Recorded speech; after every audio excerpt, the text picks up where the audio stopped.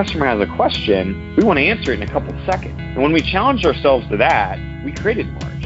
That was kind of the byproduct of the challenge of, well, how would we get an answer to a question in a couple of seconds? Hello, everyone. Welcome to Life in Accounting. We are a podcast production of whereaccountantsgo.com. I'm Mark Goldman, a CPA, and your host for this podcast. We're a show that's all about the accounting profession, and we try to highlight all the different paths that you can take when you start with a background in accounting. There really is just so much more opportunity than we typically realize when we're getting started. For this week, we revisited one of our former guests for an update show.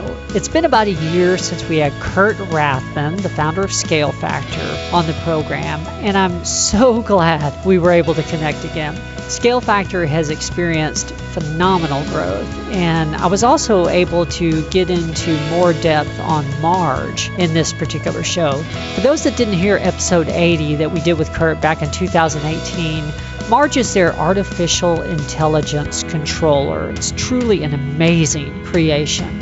It's really interesting how much capability she has already. And as you're going to hear in the interview, Kurt says their team views her as still being in kindergarten. She still has very much to learn as they continue to work on increasing her capability level, but there's already so much she can do in terms of being an artificial intelligence controller. It really is just a phenomenal discussion. I truly enjoyed it.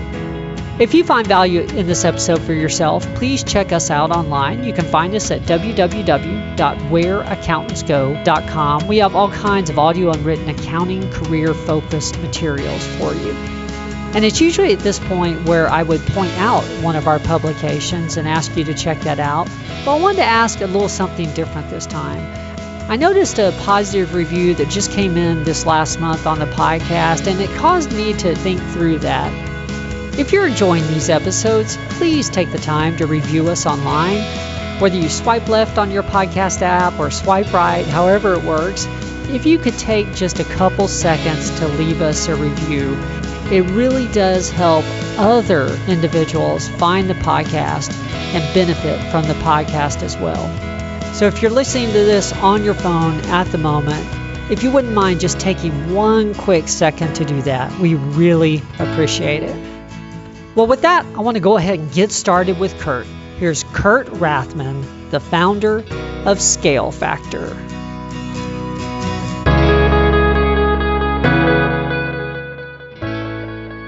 Well, hello, Kurt. Welcome back. Hi there. Thanks for having me. No problem. Well, for the audience, as you've probably noticed with the previous episode, we've started to invite a few guests back where I thought there was more to the story, or maybe an update was warranted.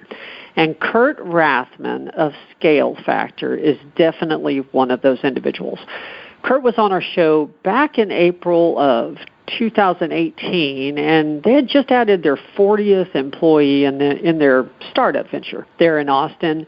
And I figured as fast as things move in his world, it would be great to get an update. And plus, there's a few items that Kurt mentioned that we couldn't get into a single episode, so it just made sense to circle back as well. I'm just a little slow, though, and it took me about a year to realize all this. Kurt, I'm just thinking about it. Is it really appropriate to still call you guys a startup? I tend to think of you as a startup, but you've been in business a while now. A lot of it is just the mindset around what you do. For all intents and purposes, we are still very much a startup. There's things every single day that we're figuring out, or obstacles that we're overcoming. And you could probably say any business is like that, but there is the sense of raw creativity inside the walls of ScaleFactor, which is probably more pronounced now than even when we first met last April. So to answer your question directly and just the thought around it, we still very much consider ourselves a startup. Okay, beautiful. Yeah, I was thinking about it. Here I'm doing this introduction and calling it a startup. I didn't know if you referred to it as a startup internally or not anymore. So beautiful.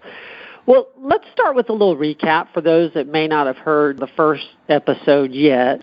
I'm sure people will go and circle back and listen to it. But for those that haven't heard it yet, give us a little overview of what ScaleFactor does, and let's talk about the last year and how it's unfolded. When we think of ScaleFactor and the mission that we have, in the world, and we're we're able to say this with much more conviction now as, we've progressed over the last year and 18 months. But really, we're here to provide a business operating system for small businesses. And that's our internal speak and kind of our internal lingo, maybe not the marketing message that will resonate with the customer. But what it really means to us is we want to be the back office infrastructure for a small business, meaning all the things that you do in the back office, from accounting and finance to insurance to banking to the corporate card to all these different elements. We want to be that central resource for our customer, because our target customer typically does not start their business to do any of these things. They're starting their business to, take their passion from an idea to something more meaningful in a economic sense where they can support themselves that way. We see the beautiful Main Street small business of the United States today. And there's 29 million small businesses, and we want to power them. We see time and time again, now doing this for 6 years, starting from the living room, the small business owner, there's many things that can happen in their journey of being a small business. And we always have the phrase of a small business is a living and breathing thing, and maybe any business is a living and breathing thing. But what that means is there's things that come along that are unexpected. And to the small business where they might be resource constrained or may not have access to the same expertise that maybe a larger company would, sometimes these curveballs or these breaths of the business as it's living and breathing can really throw them off. And many times it can fail just because one wrong move happened, or they had an employee leave, or they maybe overbought on inventory or something along those lines. And so when you think of ScaleFactor, our mission is to power the small business ecosystem. And we think that we can actually affect the success rate of small businesses here in the U.S. And that's why everybody comes to work every day here at ScaleFactor. That's what we want to do. The beautiful part about this is whether your political affiliation is wherever that is, or wherever you're at in the world, we found that when we resonate our mission out there in the marketplace, that it doesn't matter who you are, you think that's a good thing. It seems that the world has latched on to the idea that small business and small businesses growing and the creativity that they bring and the innovation that they bring to the world is a good thing. And so we're in a world of good, right? We are here to promote more of that. That's the mission that we do every day. When I last talked to you, I think it just added your 40th employee, and you were telling the story of still receiving laptops in your garage. How have things changed over the last year? It's fun to look back at that. It's only a little over 12 months ago, you could say, but the company is a whole different business today. We're about 230 people today, not 40. And so the pace of adding smart people to the company has been something just very incredible. And I'm very proud of our team. We have an entire infrastructure from recruiting and people onboarding and everybody to make your first days and weeks and months at ScaleFactor a very delightful experience. So I'm no longer keeping laptops in the living room anymore, although that's fun. There's another process for that. But, at the same sense of it, we still have a lot of the same mindset that we did at 40 people. We're just doing a lot more. We're a bit more multi-threaded than we were kind of more singularly focused back then. Wow.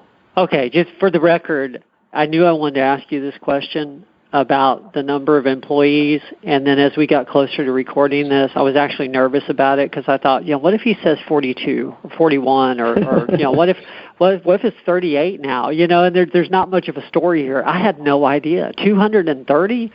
It hasn't been exactly a year. It's been 16 months, 15 months, something since we recorded.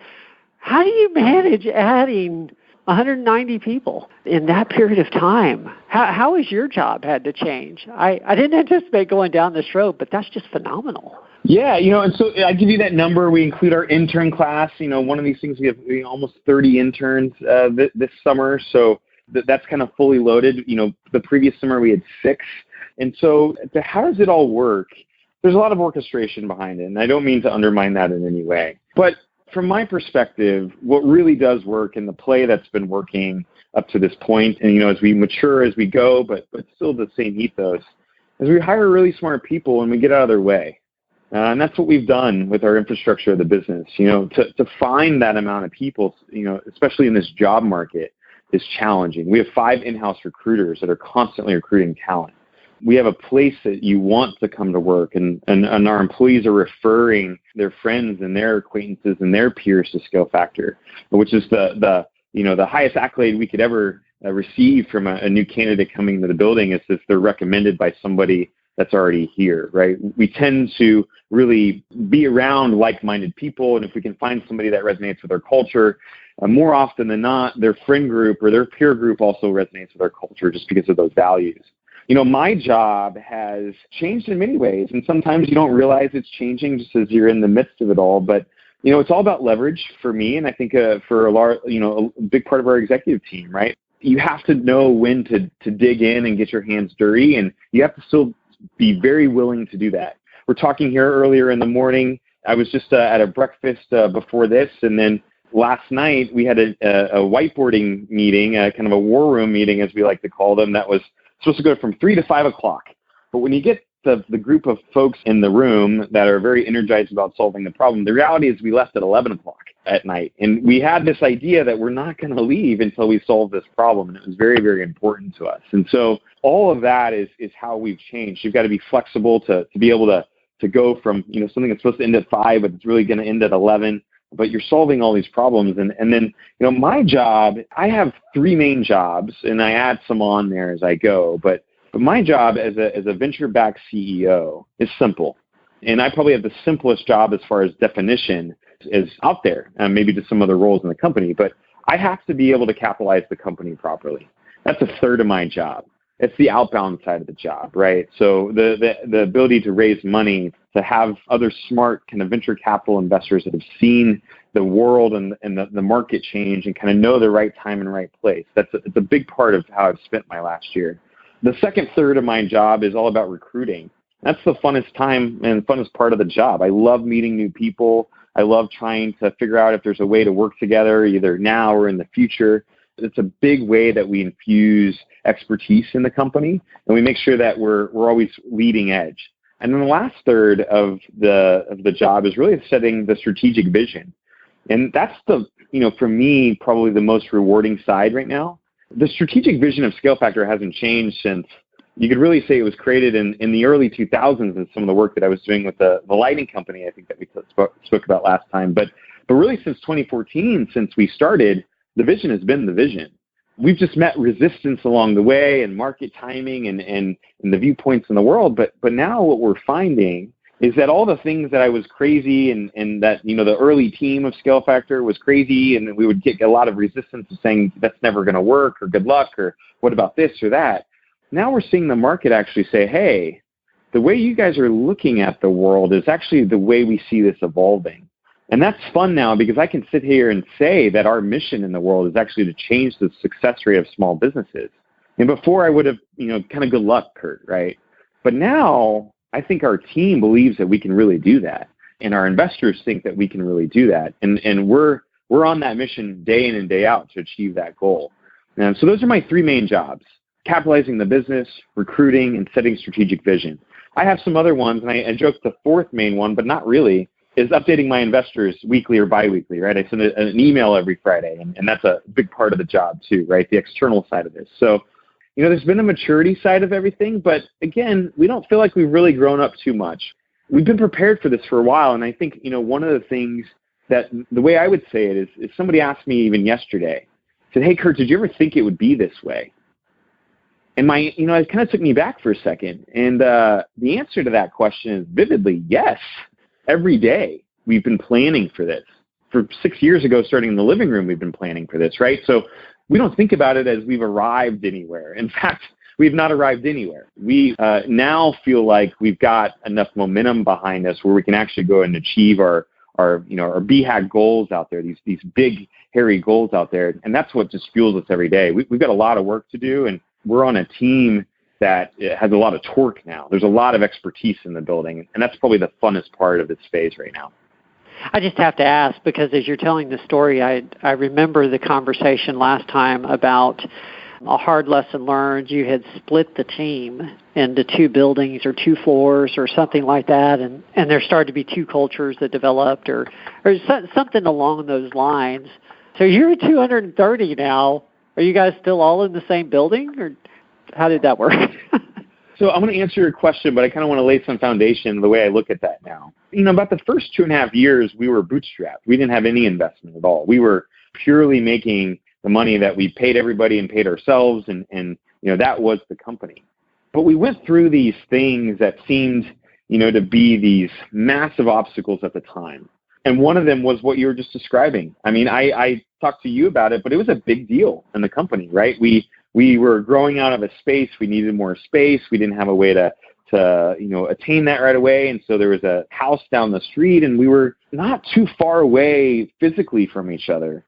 But the difference in office and the difference of just location, just enough, created two separate cultures, and it created two separate kind of individual kind of ethos in the business, right?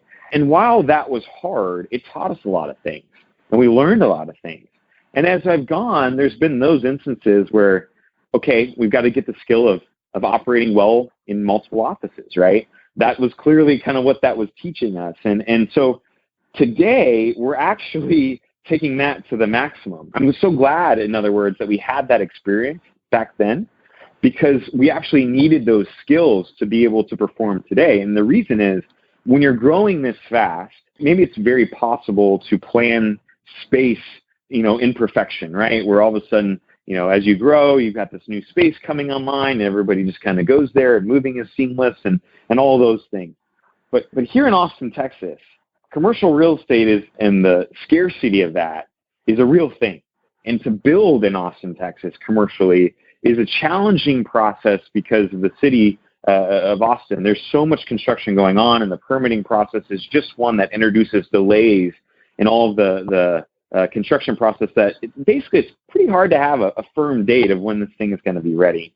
And that's actually the situation that we're in right now. So we've got a 52,000 square foot facility coming online here on the east side of Austin, east of downtown. We are super thrilled about it. It's right next to the Austin Bouldering Project, which our team is already having meetings at. We're the type of culture where we'll go take the meeting in the bouldering gym, if that's what people want to do, right? And so I think that's infusing a sense of adventure, but we're not there yet. It was supposed to be ready in June. It's clearly not June right now, right? And so in effect, what we're doing is we're operating out of 3 locations here in Austin. We've got our original office that we're still in. We've maxed out capacity there. We've got about 75 people at WeWork downtown. And then there's another co-working space on the east side called Atmosphere that we've actually rented out basically the entire co-working space. And so we've got 3 locations. In our way of being flexible to make this all work is we actually have a shuttle van that drives around every day. About every 30 minutes, it makes a stop at each office.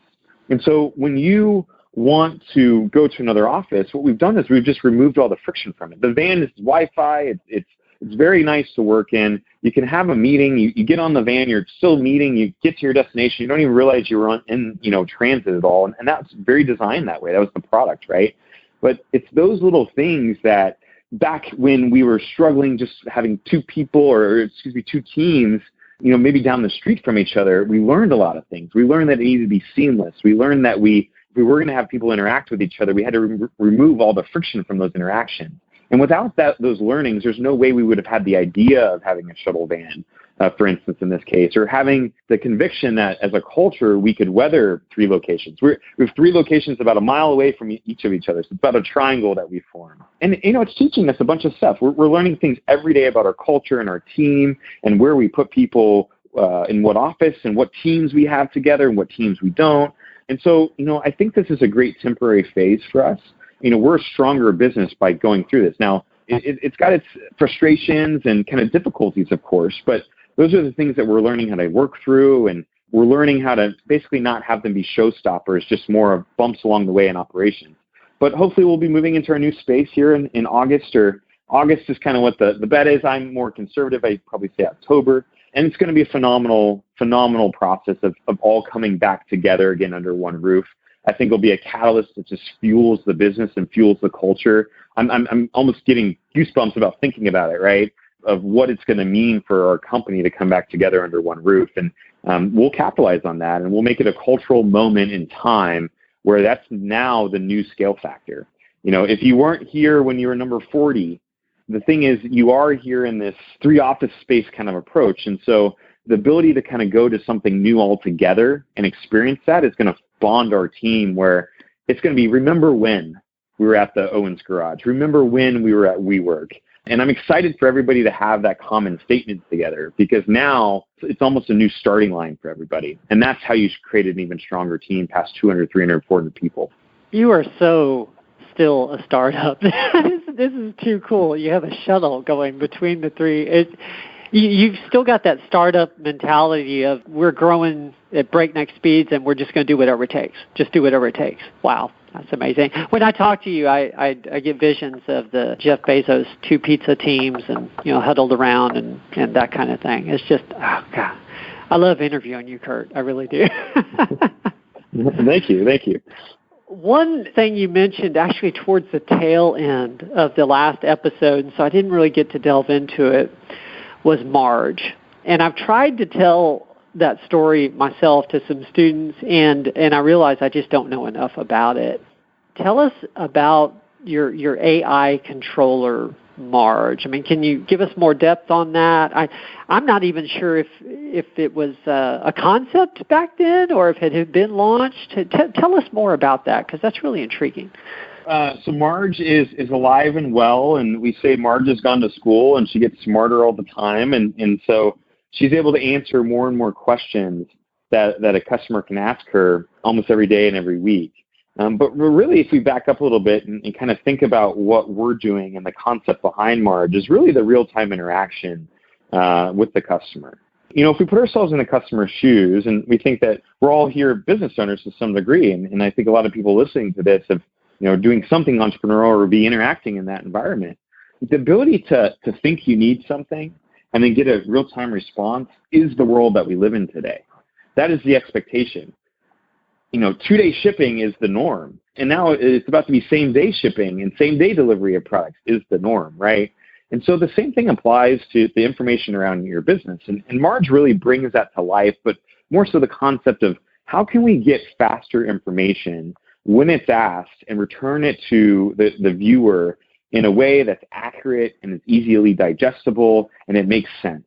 And Marge is kind of a conduit for that. But overall, there's an ethos of, if the customer has a question, we want to answer it in a couple seconds. And when we challenged ourselves to that, we created Marge. That was kind of the byproduct of the challenge of, well, how would we get an answer to a question in a couple seconds? And it's very differentiated in the sense of the way that many folks work today with their bookkeeper or their accountant, in a sense of, the business owner has a question, they might send an email, and then that email, it could take a couple days for somebody to get back. And, right now it's in the middle of the summer. And so, a lot of times you might get the out-of-office response back. I'm in Cabo today, right? And I'll be back next week. What if we could take away that experience? While we need the human to explain and the human to provide the personal touch, there's a lot of tactical things just day-to-day that a business owner needs at their fingertips, and they're not able to get it. And maybe a great example of that is like an EIN number. How many times, this EIN number is this, we call it a platinum record document that the IRS sends you. You get it one time. You can get another EIN, you can get another definition of that, but you got to wait for the IRS to mail you something. It takes a couple weeks, right? So if you lose this document and you don't have your EIN handy, you're not able to maneuver in your business. You may not be able to, get an insurance policy or open a bank account or all the things that you might need to do.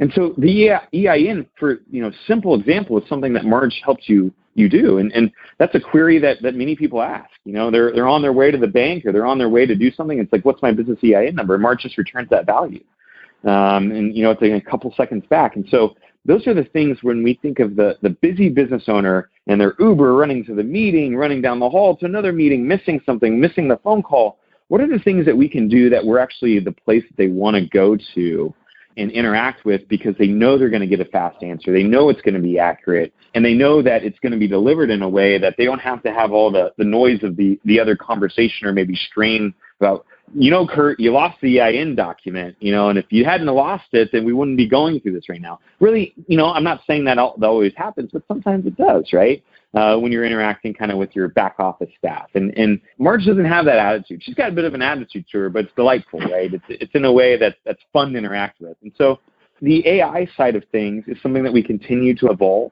something that we work on all the time. As the technology continues to progress too, there's more and more available to us. We've got some exciting news coming up. We can't talk about it today, but even on the AI side, that the investments that we're making and the partnerships that we're making, because it's just such a huge part of where we're headed and where we think this industry is headed. So Marge is still very much in kindergarten today from where we think she's really going to go and the investment we'll put behind her. So it'll be fun to maybe do another follow-up maybe in a year from now, and we could chat on the evolution of her, because I think that'll be something that evolves dramatically. And Marge is linked to whatever your accounting system is, right? Can she answer like income and expense kind of questions? She can, yeah. Marge is actually linked to your entire back office. So she's got the ability to pull data not only from your accounting system, but your payroll system, your bill pay system, all the softwares that we integrate with at ScaleFactor. And so she can query any of those. But really it's the next level past that. She can not only query those systems and return values, but she can calculate things and then return those values. So a simple one that I always give an example of is what is my burn rate? And so there is a portion of businesses that don't make money. They are investor backed, or they're founder capitalized, and they're not making money yet. So when we say burn, it's basically how long do I have to live before my checks are going to bounce? And that's not something that you can readily just get out of the accounting system, right? Like you could figure it out. You could calculate it. You could look at what you need to kind of calculate, okay, it's going to be 3 or 4 months, but that takes work to do that. Versus you could ask Marge, what's my burn rate, or what's my fume date is another one that we've incorporated in there. And she might say, November 2019 in a couple seconds. And that's just an example where we're taking different data points, calculating them, translating that to natural language, which is the hardest part, and then communicating that in a medium to the user where they can understand what that is. And so we use text message a lot. Marge is mostly interacted through SMS, but you can interact through, in our mobile app or web app as well. It's all the same experience. You're going to get the same answers back, but it's really whatever, the business owner needs at that point in time. That's a kind of a simple example of the power of being able to pull data and then calculate it in a systematic way. So I'm going to get the same response every time, and then display value to the ultimate user that's just needing that information very quickly. Well, thank you. Actually, that's exactly what I had in mind, is whether or not she could actually calculate, or if it was strictly, giving me facts back. That's amazing. That is amazing. I know you can't talk about everything that you guys have in development, but what are some of the milestones, I guess, that have happened in the last year? Other than adding 190 employees, anything in the offering area or any customer offerings that have been further developed, anything like that? Yeah, no, absolutely. We've spent a large part of our year and a whole team thinking about the next steps of ScaleFactor, right? And just the ability to kind of articulate a business operating system is something that we weren't talking about a year ago openly. We view the world as accounting and finance is very core to us, and it will always be core to the business. That will be ScaleFactor. But what we've really now been able to act on is a lot of other items around the back office that can help our customer. And so we spent a lot of time focusing on the lending space. Is there a way that we can offer, with the data that we have from our customers, is there a way that we can offer various lending products or various conduits to great partners that can offer lending products to our customer that again can help them get back on track, if they were able to fall off track or something might happen in their business. So there's a lot of exciting things that we're looking at and doing in that space. The other thing that we've really evolved is we've got a product called Cash Vision. And Cash Vision really takes all these inputs that I'm talking about even with Marge and puts them into a forward-looking cash flow projection that's constantly running. The fun part about that is that the way that we see our users interact with this is really they're creating lots of scenarios. And at first we were kind of like, are they using it right? Did we miss the mark here? Is there something going on? But when we look at what's happening is this business owner can get into Cash Vision and say, I want to hire an employee. What's going to happen the rest of the year if I hire that employee? Or I want to buy the truck. What does that do to my cash flow? Am I going to have enough money at the end of the year? Or I want to open a new location. And you can project and see what's happening there. And what we're seeing is that they're doing kind of single-threaded problem solving And really, they're understanding and learning how their business works. They're understanding that saying, okay, if I hire this employee, this is what happens 3 or 4 months from now. Now I'm not going to be able to hit this other goal maybe that I had, or maybe I will be able to hit the other goal because this new employee can maybe generate more revenue for me, or whatever the case may be. But the interesting part about this is that we've learned that the user wants to really understand how their business is working, and they don't necessarily want somebody to tell them that. They need to go through a period of self-discovery, and that's what Cash Vision is really allowing them to do. They're able to sit, late at night or on the weekends. It's when a lot of our users are interacting with ScaleFactor. You think they're busy business owners, and so by the time they have to think about these things, it is kind of on this high value kind of off mainstream kind of day working here. But with that, you imagine them late at night, and they're sitting there running one scenario at a time, and they're asking questions. Okay, what moved and why? And now they've learned something, and they learn something again when they run that next scenario. And so we're seeing customers run 10 to 20 scenarios in a single setting sometimes, depending on who they are and what phase of their business they're in. So the learning lesson for us is that, and it's not something new, but we have a lot more conviction behind this, is that our business owner is a very smart individual that has a lot of conviction behind their business and their idea. They have a level of tenacity to be able to do what they're doing. And many times it comes with a triumph that's just incredible, right? They've either mortgaged their house or done something just what maybe a lot of people in the world would consider, almost crazy, right? But to the entrepreneur, the SMB business owner, this is what it takes to survive. And given that, when we give them the power to teach themselves, it's incredible. The value that's created there and the ability for us to steer their decision-making is not us telling them what they have to do, but it's giving them all the tools and resources for them to go discover what they have to do. And that's a key differentiator that we think that's not necessarily present in the market today, right? When a lot of times, and I'm a CPA, I'm an accountant, so I can say these things to some extent because I am one of them, right? But there's a tendency that we see in the bookkeeping realm that the accountant or the bookkeeper is really trying to teach the business owner how to become an accountant. Here's how to read a financial statement. Here, you must do it this way. The only way you can run a proper bill pay process. So you must do it this way. This is the only way the payroll is going to be right. And to some extent, they're right? But the approach to the customer, we find, is really off-putting because we estimate about 80% of our business owners today are not financially forward, meaning they did not start their company to learn how to become an accountant or learn how to become a bookkeeper. And in fact, when we go in and interact with them and say, you must learn this, or you don't know this, you're a bad business owner, or kind of all these other things that happen in these relationships, it's just not forming a relationship that's sustainable in the long run. That's one that's filled with the amount of trust that there could be. And this is not everybody out there, right? But the approach, rather, of us meeting the customer where they're at, and us crossing that bridge and joining them on the other side and saying, hey, let's come across this together and we're going to teach you along the way. And in fact, if you don't have time to learn, we can certainly do this for you. But what's the biggest thing for us is actually teaching and providing a resource and providing a safe spot for them to ask those questions, right? The thing that I always say is being a CEO is a really lonely job. And I'm not talking about myself. I'm having a great time, and I've got a great amount of. I do get lonely, but not the business doesn't force that, right? But in a sense, it's still very much there, right? Being a CEO, when you think about it, there's things all of a sudden that you can't talk to your employees about.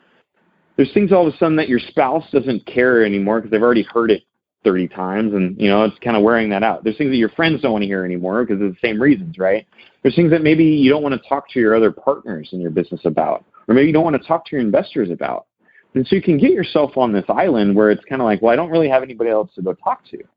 And that's why we see the success of groups like EO and Entrepreneurs Organization and YPO and Vistage and all these other groups where business owners can get together and share best practices and speak in an open forum and speak in a way that they're not going to be judged for the questions that they're asking or the viewpoints that they might have.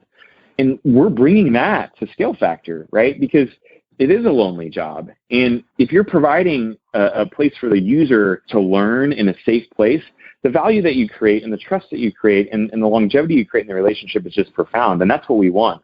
When we have a customer come to us and say, hey, we want to onboard on the ScaleFactor, our bookkeeper left and we're kind of in between hiring our new person and we need you guys for a couple months. that's not actually a good customer for us. And we'll tell them that, right? We're looking for folks that want a relationship for multiple years. We want to grow with you and to be able to guide you and be there in your ups and downs and the triumphs and the losses and all those things. And so that's the way that we kind of approach the world today, looping it back to your original question. Wow. That's interesting. I'm thinking about your cash vision product, and I can see how if I ask my human accountant, right, to run a forecast, hey, how would it look if I hire these employees and maybe make some assumptions and income and stuff like that. When the answer comes back, there's trust, but not quite the same as if I was hands-on in it. There's always a question of what assumptions are made. Can you explain this to me? But you're making it so easy for the business owner to just basically directly input the information without having to know how to be an accountant. That's amazing. I'm sorry, I'm not trying to do a commercial for you guys. I'm a business owner, so this is really intriguing. This is really intriguing. Yeah, and one point to hit on there, right? I don't want anybody listening to this saying, "Hey, ScaleFactor is putting accountants out of jobs." That's actually not it at all. We have a lot of accountants internally. We have a lot of accounting-minded folks. The reality is, what we're doing is operationally guiding this business owner. Not necessarily in the accounting way, meaning that your accountant might come back to you with the right answer, the exact right answer many times, right? If you hire this person, you're going to have this amount of money in your bank on December 31st of 2019, right? And that's important. But what we're really guiding the business owner is the operational side. They're figuring out the different levers that they can pull in their business, and that helps them be a better operator. And so we might not be exactly correct in cash vision that you're going to have down to the penny left in your bank account in December, but that's not actually what's important at this phase. What's important is the business owner understands that they could hire that next employee, and generally they'll be fine. They could open that new location, and generally they'll be fine, right? Or that's a bad idea. Don't do that. Or they've got to wait a couple months, or maybe they've got to hit another revenue goal before there's a margin of safety where they could go hire that employee. It's a little less precise, but intentionally less precise, because it's more about the operational leverage that we're giving the business owner, and that's their job, versus just the accounting side. And I think that's what's interesting here, is that we're bridging the gap between traditional accounting and accuracy behind accounting, but blending it into the operational side where it's actionable. And that's what's key, right? We want to make this actionable. We want to tell the business owner, yes, go hire the person. And that's now something they can go do, versus allowing them to kind of remain in a state of uncertainty, because they might have understood what somebody gave back to them, but then they have a lot of other questions all of a sudden. We want them to feel conviction behind the path forward, because that's how you actually operate better. The more certainty you have many times, the better decisions you're going to make and the better execution you're actually going to have. And, we subscribe to the idea that ideas are cheap, execution is hard, right? And so we're actually trying to help this business owner execute day-to-day in their business. And that's, I think, a core ethos of ScaleFactor. It's not just around accounting. It's actually helping the business owner operate better. Well, thank you. Yes, I am on the side, so to speak, that computers are not putting accountants out of business. They're just taking away the junk that we don't really enjoy doing in the first place. Totally. That kind of thing. And someone still has to teach Marge how to do accounting, and that's where we come Absolutely. in. We're starting to run out of time, and I want to make sure that we get to a few final questions here. In the first episode, we talked about your personal career, your background of public accounting and then industry and the frustration there and sort of what led to the startup of ScaleFactor. Thinking about your own career, is there anything you think you may have done differently, or if not, maybe any advice that you give your younger self at this point? Oh, absolutely. My path is littered with things that I would have done differently, and I think that's actually the best part, right? The ability to reflect and be honest about what worked and what didn't work, and ultimately change is kind of why I get up every morning, right? If I was able to execute in perfection, then it probably wouldn't be as fun, and I'm far from perfect. And so, as I go, the things I would have told my younger self are really kind of the things that you hear a lot of folks say, and then somehow you just have to go discover them for yourself, right? And this could be around, firing or hiring that person at the right time and not waiting to do that, right? That's something that's come up time and time again in our path at ScaleFactor. There's a lot of times as an operator or as a CEO or the person the person has the vantage point across the business that something in your gut.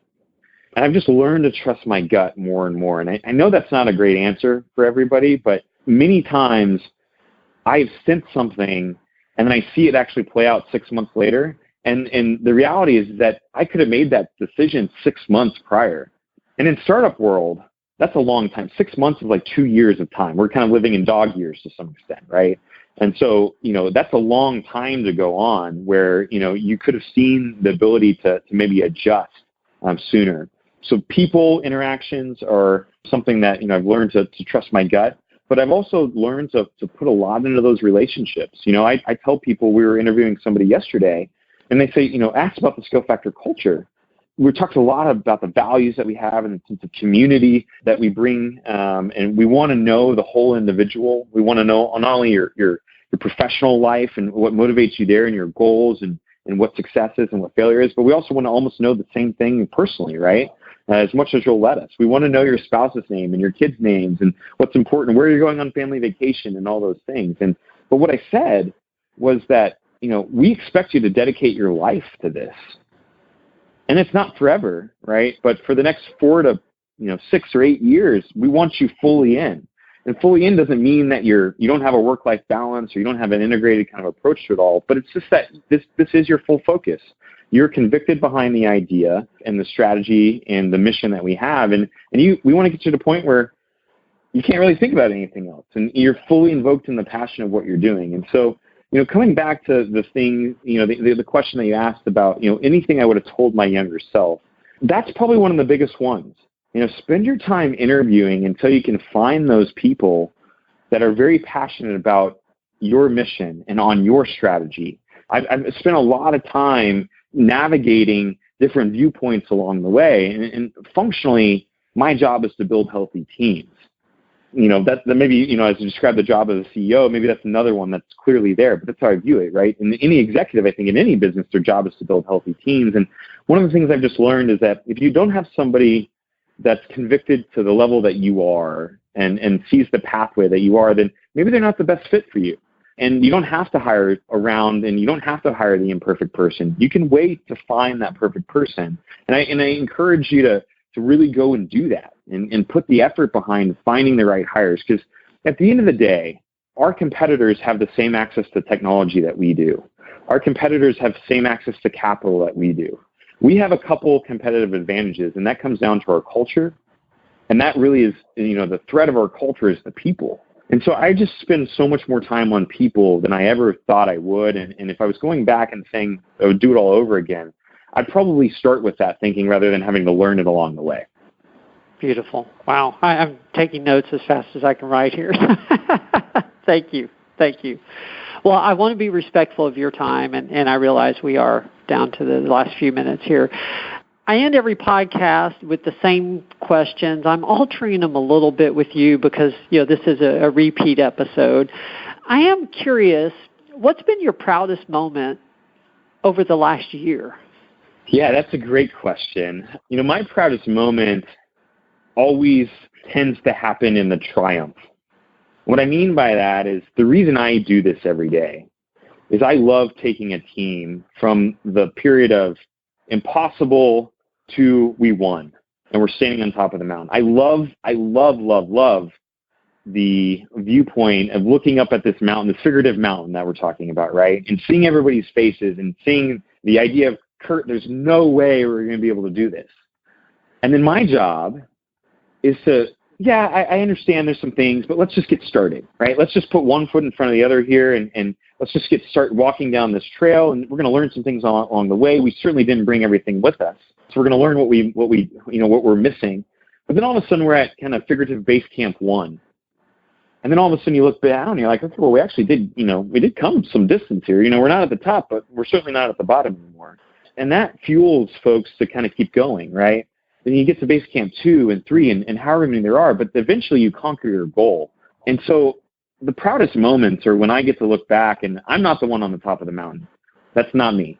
I'm the one that's down at the bottom of the mountain clapping for everybody at the top of the mountain, right? And see that team that has gone through kind of the impossible disbelief to gaining traction and celebrating their wins along the way and becoming an even stronger team where they're finally at the top is probably one of the most rewarding things that I get to do. And that's why I'm going to do this for as long as they'll let me do this, right? Because that's what fuels me every day. When I get to do that, that's what, makes me sleep well at night and gets me energized for the next day and to do it all over again. Perfect. Well, an alteration on the second question I usually ask. In the first recording, our first episode, you mentioned it's important if you're going to fail fast. So I'm curious, over the last year, is there anything that you decided to fail fast at, or conversely, any lessons you sort of learned the hard way?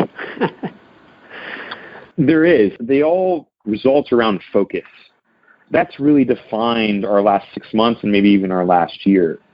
Doing what we do, and in the vantage point that we have with the customer, there's a lot of things that we can do. And it's great to think about all those things and all the different products and features that we could build or integrate with and all of these items that are fun to think about. But the biggest thing that, failing fast is not necessarily failing in the sense of, something totally was a failure, but it's more so of abandoning ideas and focusing on the ones that are going to work and slimming down the amount of choices and the amount of different threads that we have to go through in our thoughts, right? And so a great example of that is our roadmap from an engineering standpoint. We've doubled and almost quadrupled our engineering team just in the last year, and we intend to double it again by the end of this year. And so engineering and product folks in the business are there's a lot of them. So we can do a lot of things. But what we've learned is that if we can get everybody together to focus on just a couple things and then celebrate that win at the top of the mountain that I was just describing, then we earn the right to go do the next thing. And I think it's got to be earned is the biggest thing. And so where we failed, figuratively, is that when we've just spread ourselves too thin. And that's where you're certainly making progress on certain items, but it just takes a long time to get to the top of the mountain. And when you're motivating people, you've got to show that you're winning consistently. That's why people come to work every day. And that's why people invest their, this portion of their lives into what we're doing. So, no direct failures of, total things that have gone completely wrong. But they all, they have the theme of typically when something's not going right, it's because we're spread too thin. We're not really focused on the core elements that move us forward. Thank you. Well, last question, and I'm not changing this one because I think it's just a great way to end the podcast. What's the best piece of advice you've ever received? The best piece of advice I've received that I live by right now is go all in. We only get one life. You only get one professional career. You can certainly have multiple careers over a time frame, but there's certain points and periods in your life that you get the ability to dedicate and focus, right? And when you do that, go all in. Be the person that's saying, I'm going to dedicate my life to this phase of what I'm doing. Design your life that way. Make it easy. Worry about your commute. Figure out how you can be productive in an Uber. Figure out a great email scheme where you're not bogged down in your inbox, right? Figure out these things that allow you to go all in where you're giving the gifts that you have.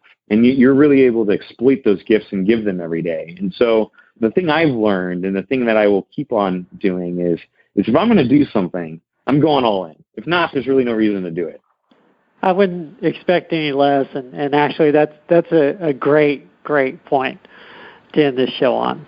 Beautiful. Well, for the audience, this has been Life in Accounting. We are a podcast production of whereaccountantsgo.com. If you haven't yet come out to our website, please do so. We have a tremendous amount now of career-related advice for the accounting profession. We have other blogs, other podcasts. We have book publications at this point. There's just a whole lot of value there for you at whereaccountantsgo.com.